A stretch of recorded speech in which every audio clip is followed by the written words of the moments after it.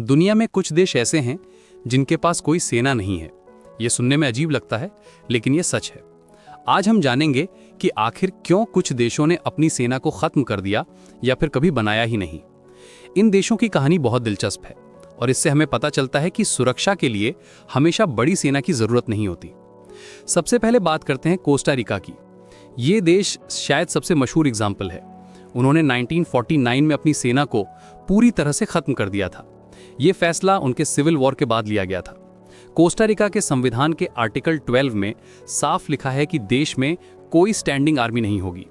उनका मानना था कि जो पैसा सेना पर खर्च होता है वो एजुकेशन और हेल्थ पर खर्च करना बेहतर है। और देखिए, ये स्ट्रेटेजी काम भी आई। आज कोस्टा रिका सेंट्रल अमेरिका का एक पीसफुल और डेमोक्रेटिक देश है। पनामा की कहानी भी सिमिलर है। उन्होंने 1990 में अपनी आर्मी को एबॉलिश कर दिया था। ये डिसीजन 1989 के यूएस इन्वेजन के बाद आया था।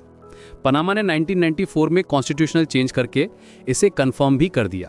अब वहां सिर्फ नेशनल पुलिस, बॉर्डर सर्विस और कुछ सिक्योरिटी फोर्सेस हैं जो इंटरनल सिक्योरिटी का काम करती हैं।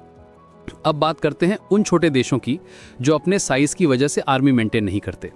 आइसलैंड एक परफेक्ट एग्जाम्पल है। ये डेवलप्ड कंट्री है, लेकिन 1869 से इनके पास कोई स्टैंडिंग आर्मी नहीं है।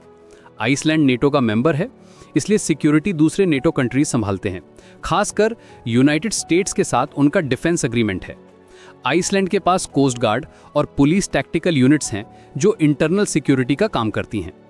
यूरोपियन माइक्रो स्टेट्स की बात करें तो लिक्टेनस्टाइन ने 1868 में ही अपनी आर्मी को खत्म कर दिया था। ये छोटा सा देश स्विट्जरलैंड के साथ डिफेंस एग्रीमेंट पर डिपेंड करता है। मोनाको, एंडोरा और सैन मरीनो भी सिमिलर सिचुएशन में है। मोनाको फ्रांस के प्रोटेक्शन में है, एंडोरा को फ्रांस और स्पेन दोनों की सिक्योरिटी गारंटी मिलती है, और सैन मरीनो इटली पर डिपेंड करता है। इन सभी देशों के पास सिर्फ सिंबॉलिक या सेरेमोनियल फोर्सेस। वेटिकन सिटी तो दुनिया का सबसे छोटा देश है। वहां सिर्फ स्विस गार्ड है जो पोप की सिक्योरिटी करती है। ये भी टेक्निकली एक आर्मी नहीं है, बल्कि एक सिक्योरिटी फोर्स है। इन सभी माइक्रो स्टेट्स के लिए आर्मी मेंटेन करना कॉस्टली और अननेसेसरी था, इसलिए उन्होंने ये पाथ चूज किया। आइलैंड नेशंस की अपनी अलग चैलेंजेस हैं। मॉरिशस और ग्रेनेडा जैसे देशों के पास भी कोई ट्रेडिशनल आर्मी नहीं है। मॉरिशस के पास पुलिस फोर्स और कोस्ट गार्ड है जो इंटरनल सिक्योरिटी और मैरीटाइम सिक्योरिटी का काम करती है। ग्रेनेडा भी सिमिलर अप्रोच फॉलो करता है। इन आइलैंड कंट्रीज के लिए एक्सटर्नल थ्रेट्स कम हैं और रिसोर्सेज लिमिटेड हैं, इसलिए पुलिस फोर्सेस और कोस्ट गार्ड से काम चल जाता है। अब आते हैं जापान के स्पेशल केस पर। यह बहुत इंपॉर्टेंट है। इसके जापान की सिचुएशन बाकी सभी कंट्रीज से अलग है। जापान के पास जापान सेल्फ डिफेंस फोर्सेस यानी JSDF हैं। ये फोर्सेस आर्मी, नेवी और एयरफोर्स तीनों कंपोनेंट्स रखती हैं। लेकिन यहाँ कैच ये है कि जापान का कॉन्स्टिट्यूशन आर्टिकल 9 के तहत वॉर को रिनाउंस करता है। जापान वॉर स्टार्ट नहीं कर सकता और JSDF सिर्फ डिफेंसिव पर्पस के लिए है।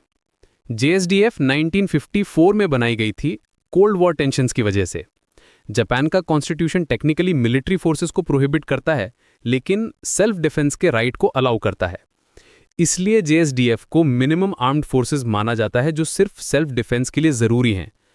ये फोर्सेस डिजास्टर रिस्पांस और पीस कीपिंग में भी पार्टिसिपेट करती हैं। इसलिए Japan technically know army country नहीं है, क्योंकि उनके पास डिफेंसिव मिलिट्री कैपेबिलिटी है। तो देखिए, अलग अलग कंट्रीज के पास अलग अलग रीजंस हैं आर्मी न रखने के। कुछ ने कॉन्स्टिट्यूशनल डिसीजंस लिए, कुछ अपने स्मॉल साइज की वजह से इंटरनेशनल प्रोटेक्शन पर डिपेंड करते हैं, और कुछ ने कॉस्ट बेनिफिट एनालिसिस के बाद ये डिसीजन लिया। जापान का केस अलग है क्योंकि वो डिफेंसिव फोर्सेस मेंटेन करता है। ये सब एग्जाम्पल्स दिखाते हैं कि नेशनल सिक्योरिटी के लिए हमेशा ट्रेडिशनल आर्मी की जरूरत नहीं होती, ऑल्टरनेटिव अप्रोचेस भी सक्सेसफुल हो सकते हैं।